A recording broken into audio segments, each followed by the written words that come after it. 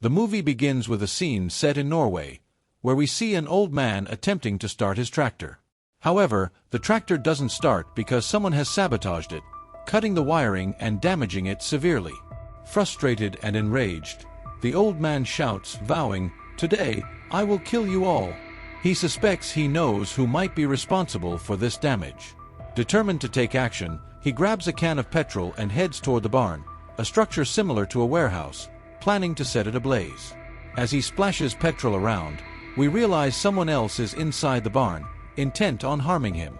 When he steps into a trap and screams, it becomes clear that the trap was deliberately set to capture him. Realizing he is in serious danger, the old man decides it's best to flee. He runs out of the barn, but a terrifying creature begins to chase him. Desperate to escape, he tries to evade the creature, but suddenly, a flaming tire is hurled in his direction, colliding with him. The impact sets him ablaze, and he perishes in the flames. The story then jumps forward 1 year, introducing a family: Bill, his wife, and their 2 children, a son and a daughter. Bill, originally from America, spent his childhood with his uncle in Norway and has now received a job opportunity that requires him to relocate back to Norway with his family. He is excited about the move, particularly because he has inherited his late uncle's farmhouse, but he also hopes his family will find happiness here. While Bill and his wife, along with their son, are thrilled with the new house, his daughter seems less enthusiastic. She misses her old home and her friends back in the US. Meanwhile, Bill's son, Lucas, explores the property, joining his parents as they inspect the barn. Bill and his wife plan to convert the barn into a recreational space for future visitors, seeing it as a potential highlight of their new life in Norway. The condition of the barn was quite poor, but Bill and his wife still decided they could make something of it. Bill was optimistic, seeing this place as a fresh start. However, his wife was more concerned about their children finding new friends, hoping this would help them feel happy and avoid loneliness. One day, while Lucas was alone in the barn, he heard an odd noise. Curious, he went to investigate and saw something that made him uneasy. Unsure of what he'd seen, he returned to his parents, trying to explain that there was something strange in the barn. Naturally, his parents didn't believe him. His mother dismissed his concerns, suggesting it was likely just a rat or a stick. Since the barn was old, she reasoned, strange noises were only to be expected. Later that night, from his bedroom window, Lucas looked over at the barn and saw 2 shining eyes staring back at him through the barn door. Frightened, he quickly lay down and tried to sleep. The following day, Bill took Lucas into town for a walk. There, Lucas noticed the locals looking at them strangely, perhaps because they knew the story of how Bill's uncle had died. As Lucas wandered around, he spotted a peculiar statue topped with a hat that looked like Santa's. Intrigued, he examined it closely until a boy named Sam approached him. Lucas asked Sam about the statue, wondering who or what it represented. Sam explained that the statue depicted elves, ancient creatures who supposedly lived in the barn. These elves looked somewhat human but had very large ears. Hearing this, Lucas was both fascinated and skeptical, asking if the elves were real or just part of a story. Sam assured him that elves were real. Lucas then asked if they could be dangerous to humans. Sam replied that, as long as people treated them respectfully, the elves would be helpful and protective. However, if anyone upset them by doing something they disliked, the elves would retaliate fiercely, even to the point of harming or killing those who offended them. Sam explained that, as ancient creatures, elves disliked change, especially modern technology, lights, and noise. These things angered them, and if such disturbances were brought into their space, the elves would react. As they talked, Lucas's mom arrived to pick him up. She asked Sam if Lucas had bothered him, to which Sam replied, "Not at all. I actually enjoyed talking to your son. Not many people come around here." Sam seemed to think they were just visiting for a short time, but when Lucas's mom mentioned that they had moved in and planned to stay, Sam's demeanor changed subtly. It seemed that the locals knew more than they were letting on about the house and the secrets it held. Late one night, unable to sleep, Lucas decides to go out to the barn, taking a flashlight with him. Once inside, he sees an old elf, which startles him at first, but he approaches carefully. The elf, who had been hiding, steps out as Lucas gets closer. Locus, trying to be friendly, offers him a cookie, which the elf enjoys eagerly.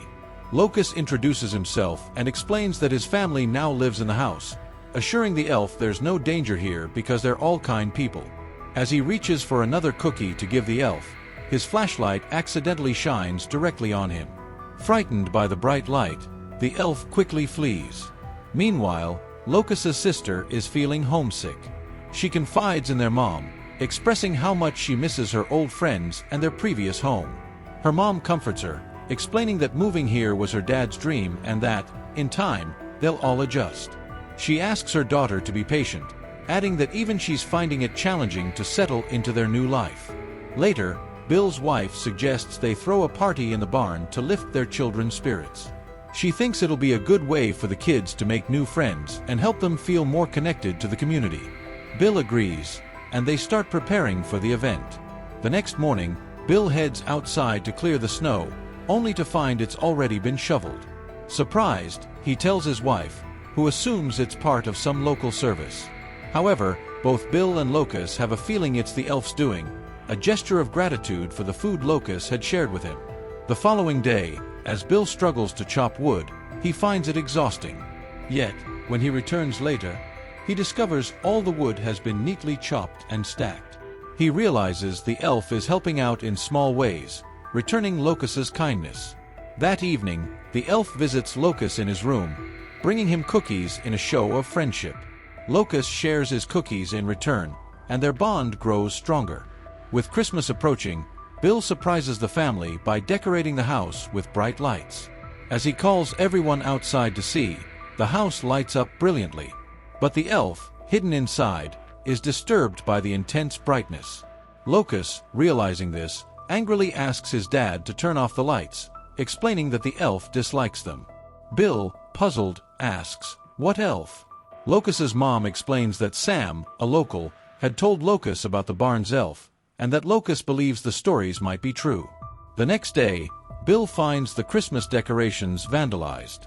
Upset, he assumes it's the work of local kids, though we know it's actually the elf, acting out of frustration over the lights.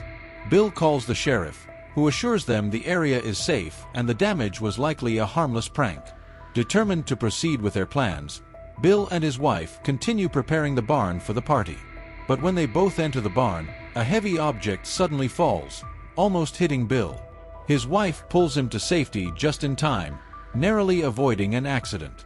Locus, who witnessed the incident, realizes that the elf may be upset, and that his family is still unaware of the elf's presence and the danger that comes with upsetting him. Locus becomes upset, realizing that the elf has tried to harm his dad. Later that night, as the party begins, guests arrive and enjoy themselves, though they're noticeably quiet and reserved. Eventually, they start to eat, drink, and play loud music, enjoying the festivities. Everyone seems happy, except for Locus. He knows the elf will be angered by the noise and celebration, and indeed, the elf is secretly watching them, growing furious. During the party, Locus's sister accidentally drinks alcohol, given to her by a new friend, and ends up vomiting, right onto the elf's face as he watches from the shadows. This enrages the elf even further. Seeing this, Locus quickly turns off the music and tells everyone to leave, warning that the elf dislikes noise and alcohol and is becoming dangerously angry. The guests laugh it off and ignore his warnings, not believing in the elf. However, Sam, who had told Locus about the elf, pulls him aside and says, "You really believed what I said about the elf? There's no such thing." Locus insists that he's seen the elf and that they were even friends, but now the elf is upset because they've done everything he dislikes. Hearing this, Sam offers some advice.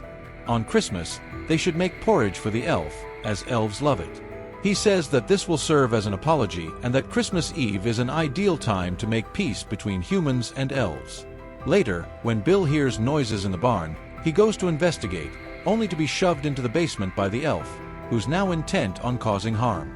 The elf also tries to attack Bill's wife, but Locus, seeing the commotion, turns on the lights, causing the elf to flee. Surveying the damage, Bill and his wife are distressed and call the sheriff once more. But once again, the sheriff dismisses their concerns, suggesting that perhaps an animal got inside. Bill's wife is visibly worried, but Bill reassures her, hoping that in time, they'll adjust to their new life. Meanwhile, Locust decides to make porridge as a peace offering for the elf and leaves it in the fridge to serve on Christmas Eve. Unfortunately, Bill eats the porridge by mistake, leaving Locust disheartened. Determined, he cuts some fish as an alternative gift and leaves it in the barn, unaware that the elf dislikes fish, which only angers him more. As Locust leaves the barn, the elf, now furious, grabs a hammer and heads toward the house, intending to harm the family. Just then, Bill's friend arrives, and the elf retreats back to the barn, where he begins pounding on the walls with the hammer. Bill's friend, mistaking the sounds for Locust, calls out and approaches the barn. Without warning, a falling icicle strikes Bill's friend, killing him. When Bill notices his friend's prolonged absence, he goes outside to look for him. Following footprints to the barn, he finds his friend's body and realizes they're in serious danger. He rushes back to the house, telling his family they need to leave immediately. They pile into the car, but it won't start. The elf has sabotaged it. As the elf attacks, smashing the car windows with his hammer, Locust shouts for his dad to turn on the headlights to scare the elf away. Bill switches on the lights, momentarily stunning the elf, who falls back, giving them a brief reprieve. Realizing that Locust was right about the elf, Bill's wife suggests calling the police and showing them the elf. But before they can act, the elf regains consciousness and lets out an enraged cry, summoning more elves from the nearby woods. Soon, an army of elves, armed and furious, descends on the house.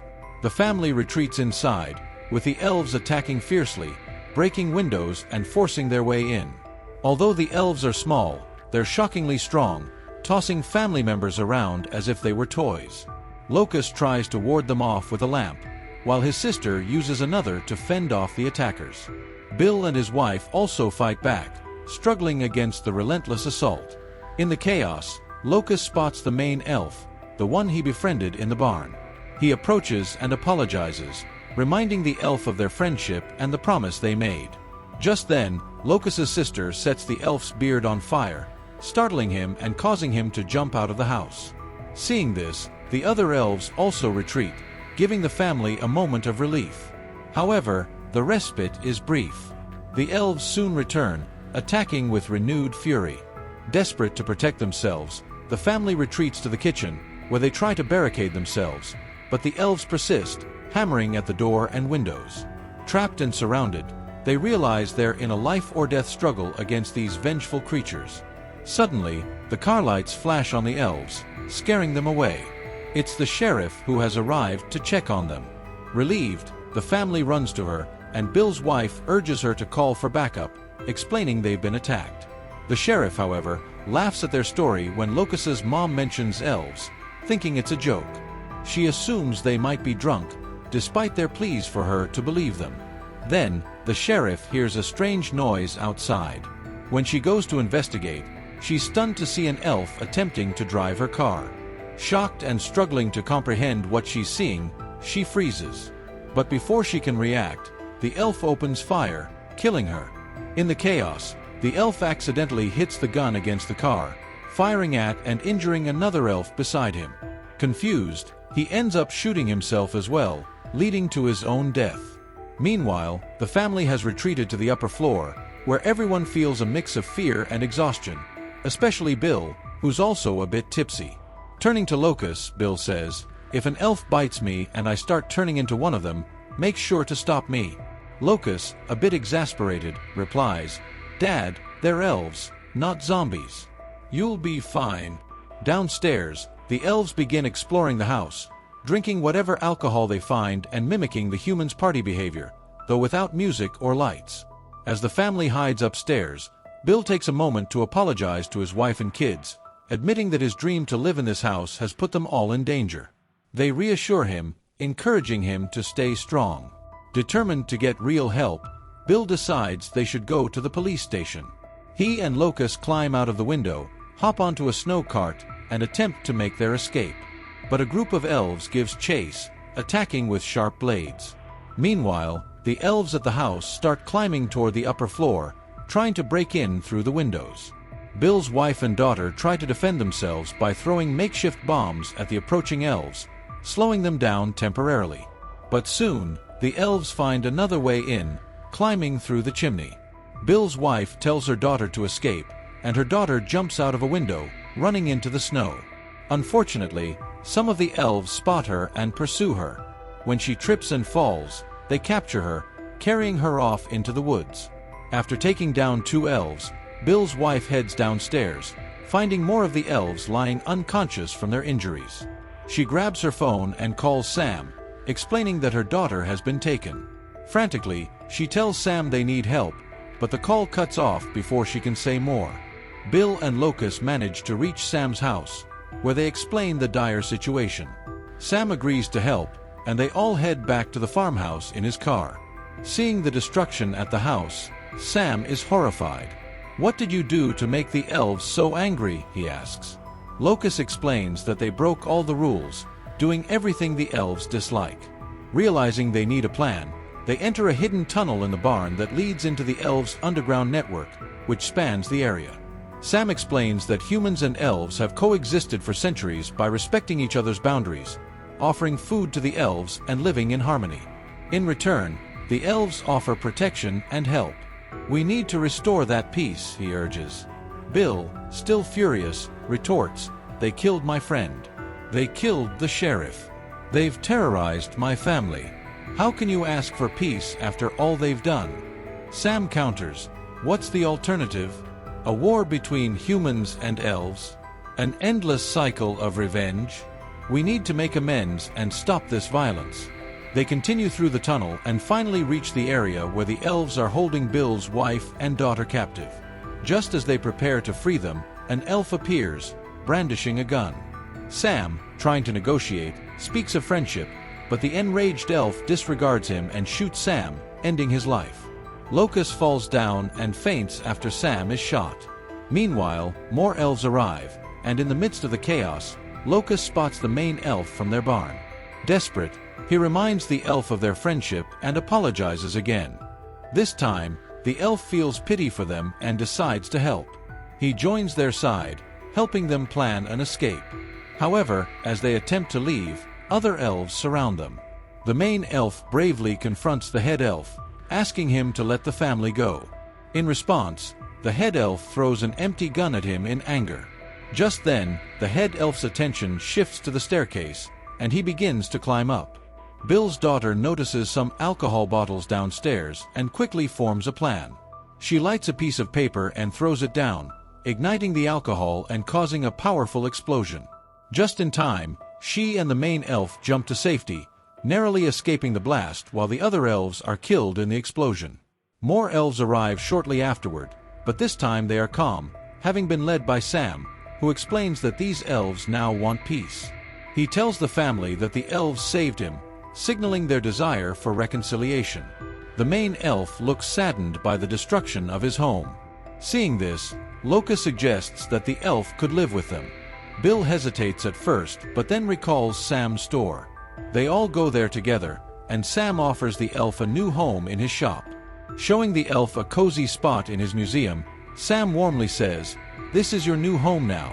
The elf, grateful and visibly relieved, promises Sam that he will be a good friend and protector, never causing harm. In return, Sam assures the elf that he will look after him, always respecting his needs. With these mutual promises, they find peace, choosing to live together in harmony.